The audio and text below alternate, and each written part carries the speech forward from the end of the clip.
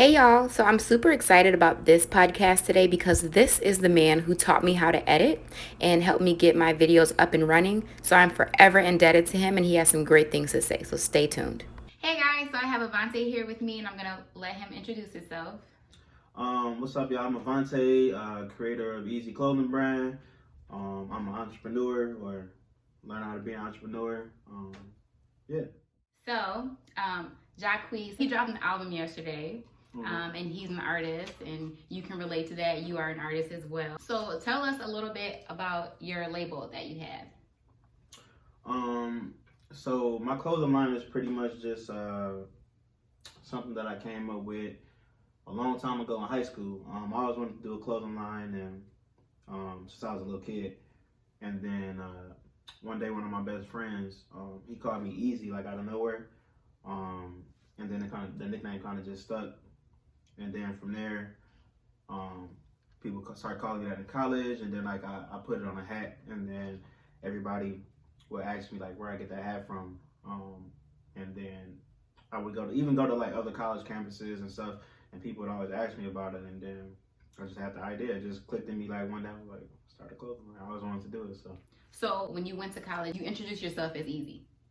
I want to say I introduced myself as that, but it was like I always had it like on my clothes, like even like winter hats. I always would put it on hats. So like, cause ever since he gave me that nickname, I kind of just would put it on stuff pretty much. So, why did he give you that nickname though?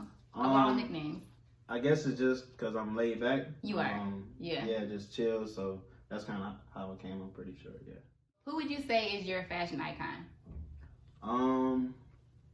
That's tough. Me. I like that. Yeah, I wouldn't really say I have an icon. I got people that I like though. I'm definitely I like Joe Fresh Goods. He's a entrepreneur from Chicago. He got his own brand. I'm Ronnie Fieg is somebody I like. He's the owner of Kith. He do a lot of creative stuff.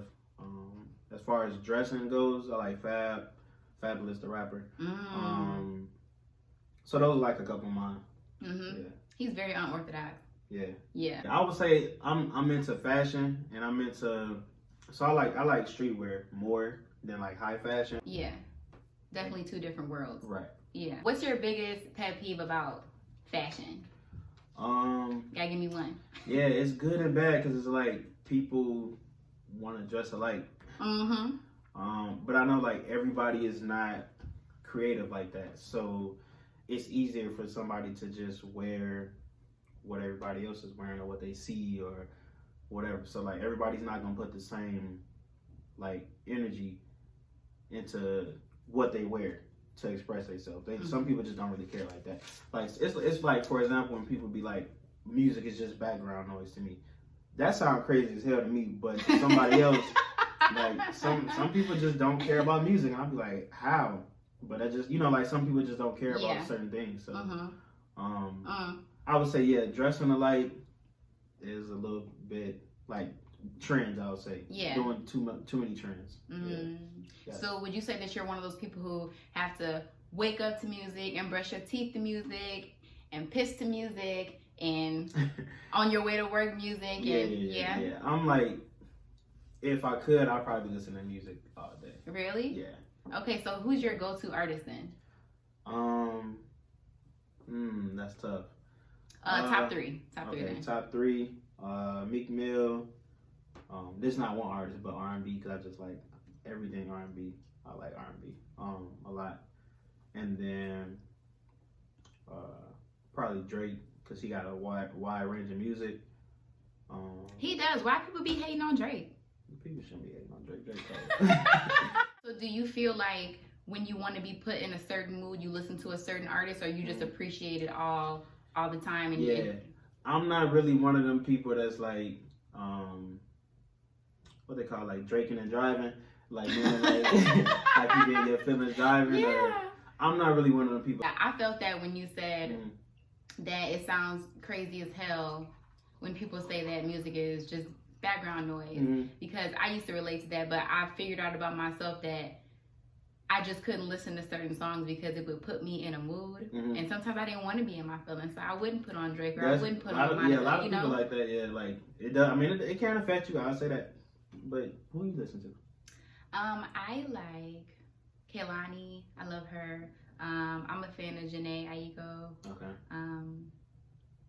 But see, I like to switch it up too because I love NBA YoungBoy. I like NBA. But he turns me up, and sometimes I just be needing to mellow myself out because I'm already like this all the time, you know. So switching gears just a little bit, what inspires you in life? That's a good question. So for me, it's art. So it's all different types of art. So I would say music, like we've been talking about. Visual art, so meaning like it could be photography, it could be film, it could be actual paintings, art in general. Like I like to see how people are creative, even clothes. I really like to see how people, what's going on in their brain, pretty much, because what you do is like a representation of you, pretty much. Like people don't really know how much like when we like, say for example, a music artist, like when we like shit on their albums or something, people be feeling that because it's like, whether it's bad or not, it came from them. Like it's a part of them. Yeah. You know what I'm saying? So like, and they're just expressing it through that medium. Right. Exactly. So and I didn't really like realize that until I did my clothing line, because you just, you know what I'm saying? It's a part of me. You know what I'm saying? Because it takes so much of my work, so much of my time, and my creativity. And once you realize that, you can relate to them a little bit more in my own way. So, but yeah. I think it's so important that you mentioned the fact that there are so many forms and platforms of art. And I think that it's so important for people to find their niche and to find their medium instead of always wanting to be the rapper in front of the camera. Maybe you're the person that's supposed to be behind the camera. You're supposed to be the person working the lights, and maybe you're supposed to be making the beats instead, or you know what I'm saying? Like, yeah, this is true. You know, a lot of people like just go, like I said, following trends. Like people just kind of go where they feel like they go with what they see, pretty much. So that's why it's like, for the next generation, we have to always give them opportunities to see different stuff so they can know and learn what they like and what they don't like. Because if they never see that stuff, all they're gonna hear is rap music and basketball. You know what I'm saying? So it's like, those are a big part of our culture, which is not bad. I'm not gonna say it's bad because it's made a lot of people millionaires and billionaires. Yeah, true. But you know what I'm saying, we still could be in other avenues too. So from my point of view, with the kind of art that I do, I feel like when you do what you love, it exhilarates you. It gives you energy. You're excited to do it. You're happy. You're creating. You're doing your thing. But it can be mentally taxing. Do you feel like you get that way when you are really in your mode and you're... There's definitely times where I've been like, had like writer's block or creativity block or whatever, or be like just tired and out of it. But when I get like that, it's probably because I'm like drained in other areas, and then I'm kind of let that bleed into my like creativity type of thing. Yeah. Because like really creativity is something that the more you use it, the more you have it. Yep. But when you let like outside stuff come in, then it's kind of like it burns your creativity. So I would say, yeah, like that's why like I go on vacation to kind of re-energize myself, or stuff like that, because it's like, and see new things and get inspired by. Exactly, right. And then I come back like fresh or energized and be like ready to get back in my mode again. Okay, so you have your clothing line. What else are you that's short term and long term, because you're already doing it, and I'm sure that you plan on. For me, it's gonna be like, there's no rush for me on my clothing line, and by that I mean like I plan to do this for a long time. Are you looking to expand and do anything else? Yeah. You mean like as far as just entrepreneurship in general, or with my clothing line? Entrepreneurship in general. Yeah. So for me, I definitely got some other stuff I want to do as far as my clothing line, and then I have a couple other businesses in the next 5 years that I'm gonna start. God willing, I'm gonna live to 100. I got 70 years to go, so I'm 27. So I got, you know what I'm saying? Like, I'm not tripping, like buying houses and flipping them, and a lot of other stuff, a lot of businesses. I'm gonna start a food truck. A man with a plan. I feel like people who are conscientious of where they are and who they are typically have a favorite quote.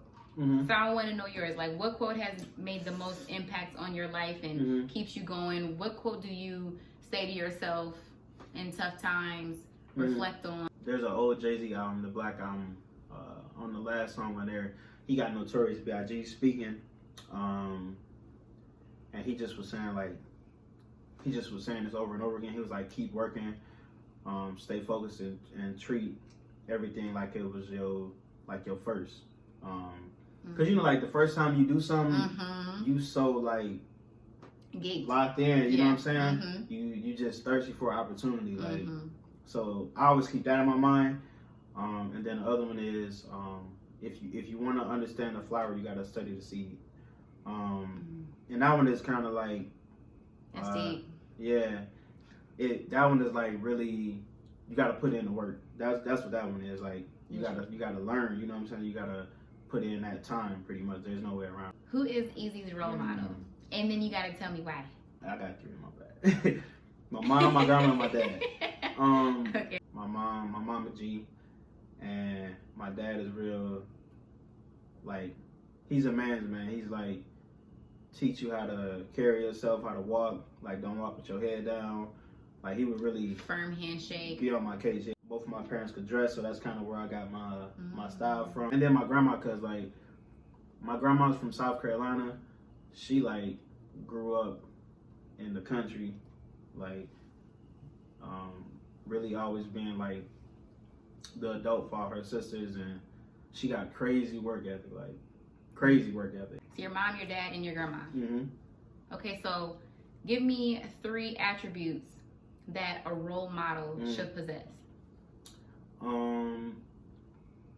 So I would say being accountable. So me kind of learning to be a role model.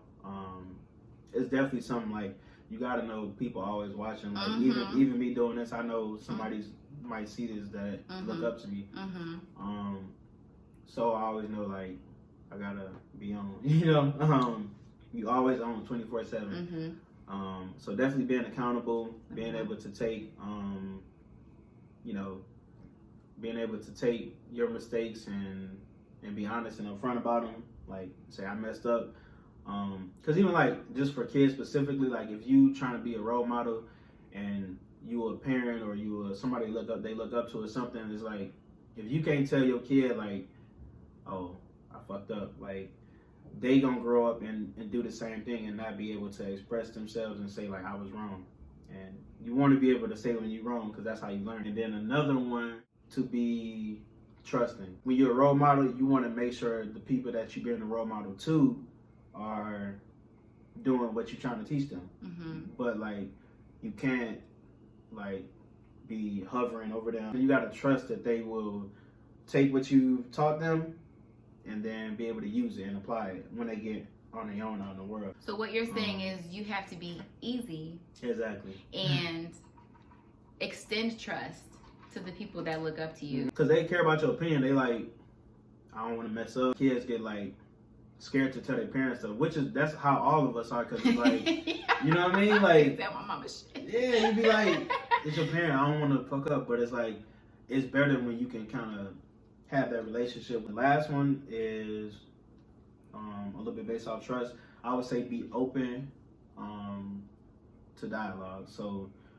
if you're a role model, you got to be able to express to the person you've been a role model to. You got to be able to like really talk to them and explain things. Like, for example, parents kind of be like, give me like, you going you want them to understand you. But you know what? I am going to have to be completely honest. The concept of that, the third one, I'm right there with you. But it's hard. But I do that with my son. I know it's hard. I tell my son, I'm like, look, baby, okay? Yeah. I'm raising you alone. Because you be blown. This is hard. Yeah, I'll be so blown. Like, damn, can you give me a break? Shit, I'm doing it by myself. I feel it. And I explain those things to him. And he's still a badass. What advice would you give to someone who does view you as a role model? So for me, this is like every day. I got people who look up to me from ages 7 to 45, and that's just a fact. So I definitely never try to give advice without really appreciating the fact that if somebody is asking me for advice, I shouldn't feel like I'm better than them. I should really be focused on them and what they are trying to get from me. Yeah, like. Fun fact about me, I learned to bartend 3 years ago. Let's just say that drink was really good, and yeah, we have fun on set. Advice to somebody who views me as a role model. I'm a fuck up too. We all fuck up. We humans.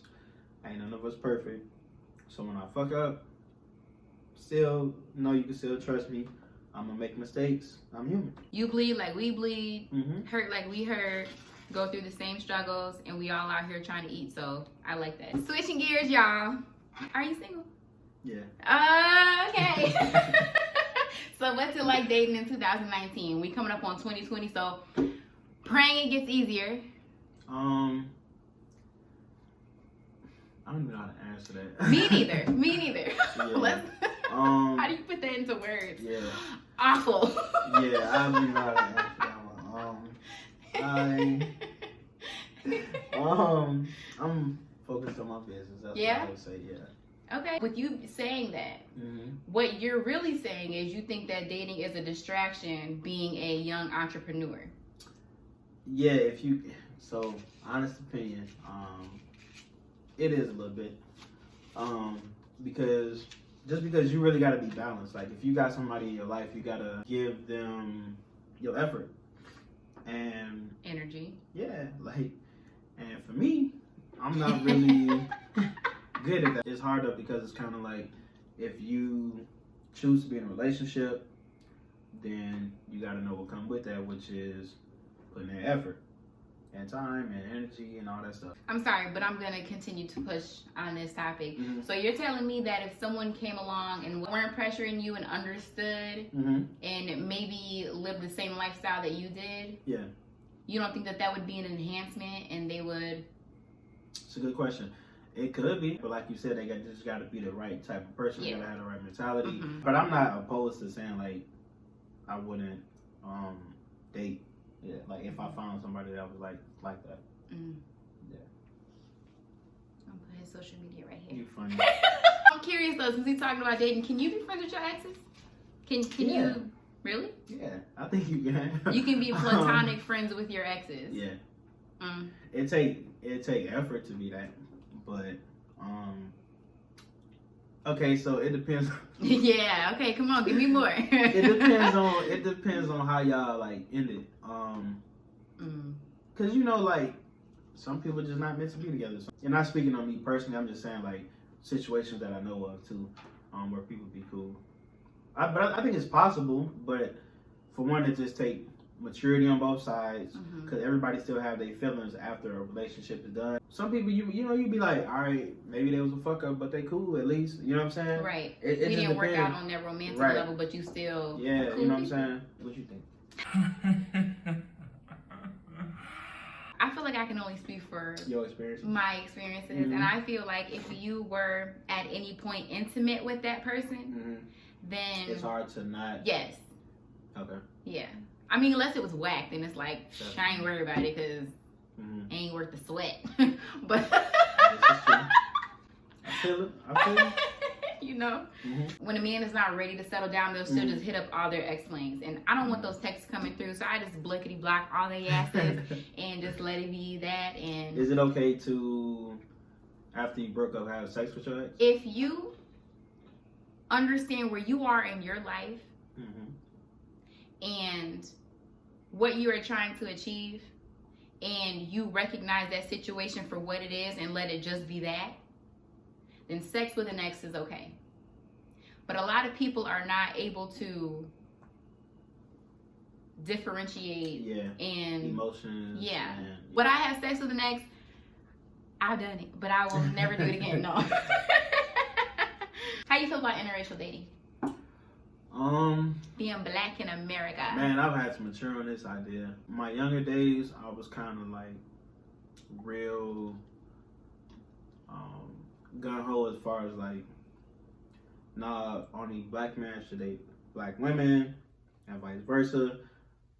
Which I still feel like that, but I'm more mature and understand that some people just date other races, and that ain't for me to decide for them who they want to date. But I feel like black people should be with black people. That's just my opinion. So yeah, it's cool. People could do what they want. But oh yeah, totally. And shout out to all the mixed people too, because we don't give mixed people love they deserve. Because it's hard for mixed people like being mixed. Like you can't claim that you black and you can't claim that you whatever other race you are, and they get like ridiculed for that a lot. So I think the ridicule comes into place when people have their own insecurities. The biggest bullies are the people who are the most insecure with themselves. I do notice that people glorify mixed people. People glorify the most I would say silly thing. Yeah, people glorify light or mixed people in a sexual way, not just like, oh, that's dope that because if there was a way to glorify it, you would say, oh, that's dope that two races was understanding of each other and had a baby. Yes, I see a lot of times on my timeline where men want a mixed woman, and that's what they talk about, and they want to have a woman who is a different race than them so that they can have a mixed child. Now, this is the same type that you sexualize, but you want to have this as your child. You get what I'm saying? Yeah. That's very alarming to me. Yeah. And yeah, it's it's a tough thing because it's like black people are taught things over the years, like not to get too deep, but we taught self-hate, you know what I mean? So it's kind of like we don't even like our nappy hair. So it's kind of like hard to already be like to like a dark-skinned girl or a brown-skinned girl or whatever, like or a girl that's just black and then just a regular black girl. I've had to unlearn a whole bunch of stuff too myself, but I've always been like black. I always love black women, always. Yeah, I lay out too. Growing up black in America, do you feel like you face any disadvantages being a black man while being an entrepreneur? Where there's a will, there's a way. So always. Yeah, we can always figure it out. But entrepreneurship side, honestly, like when I've wanted the opportunity, I've gotten it, and that has been because of me working with other black people. There's other black people who went out their way to show me love and really helped me out. My first pop-up shop was because a black person helped put me on, and then I started doing other events from there. So like I always got to give credit where credit is due, because like if we help each other out, then it's like none of that like stuff really matters. I don't think black men can express themselves the way black women are allowed to. And by that I mean like black men, like for example, if a black man hangs out with another black man, somebody be like, y'all gay. You know what I mean? Or y'all are up to no good. Yeah, like a woman will tell a dude that, but it's like, oh yeah, maybe this just my friend, like who go through the same things that I go to or go through. I'm sorry. They deal with the same type of problems because they're a black man also. So they like understand what I got going on. Black men also got to worry about the ego aspect of being a male in general, and how other males view them, and you know what I'm saying. And then they got to worry about being black, and then they got to worry about how black women view them. So it's all like these things that we're constantly under pressure. I really don't think it's a lot of avenues for black men to talk. That's why, like, when we get along with a woman who that we fuck with like heavy, then all that type of stuff come out. You know what I'm saying? Like me, I get to be creative, but everybody don't have that if you just working a job or you trying to take care of your kids or you know what I'm saying, all that type of stuff. So and it ain't Rochelle around the corner down the street. Yeah. Don't use sex to heal yourself. And that's Yeah. That's a problem, man. Yeah. Don't use sex to heal yourself because it don't work. It doesn't work. It do not work. It feels good for that maybe 2 to 5 seconds. It don't work. It does not work. There's some good vodka. What's in your cup? Give a message to Black men out there who are watching this and they need encouragement. Okay, I like that. So all the Black men that see this, we can do whatever we want pretty much. Like there is no limit to what fields we want to go in, where we want to work. We all gotta be rappers. If you don't know what you want to do in life, just try shit. Try new shit, and then you'll know if you like this, if you don't like it. But you won't know until you try. Exactly. And so, and I always use this analogy, like you may be the world's best clown, but you trying to be like a fucking engineer or a doctor, or a rapper. Yes, speak to him. But, yeah, you know what I'm saying? But like, because you never tried to be a clown, literally a clown, like with the red nose and the makeup and all that shit, you could have been like the head celebrity clown making $100,000 a year, but you trying to like be a rapper and you making $100 a show if you making any money out being a rapper. You know what I'm saying? So there's something that all of us have. Jay-Z said we all have genius level talent at something. So you just got to find out what your thing is and go crazy with it. And then you still got to put in that work and put in them hours and all that. But like, you'll know when it's for you because you'll feel good doing it. You'll feel like even if you're doing it for free, is not, you know what I'm saying? Like, you will keep doing it. Yeah. And you'll know because like the doors will open up for you. Like I did an event with 40,000 people and I could have never imagined like even doing that. But that's because the doors just opened up for me. Like, it just happened. Like, before I know it, I'm right next to the baby selling my clothes and doing that, whatever. Like, it's a whole bunch of things that can happen if you're going for what you want. So go to easyclothingbrand.com. That's easy with a Z. My social medias are If It Was Easy. So yeah, EZY. My clothes is pretty much just for people who being themselves. Like that's what my brand is. My logo is just somebody chilling, because I'm a chill type of person. So it just is meant to relate to everybody as far as just being yourself. Wrapping up, what is the perception that you want people to leave this video having of you? I just want people to take away that I love Black people. And that's it. Anything else, take how you want. I ain't here to change your opinion on nothing. All right, we're out. It's been real. See you next time.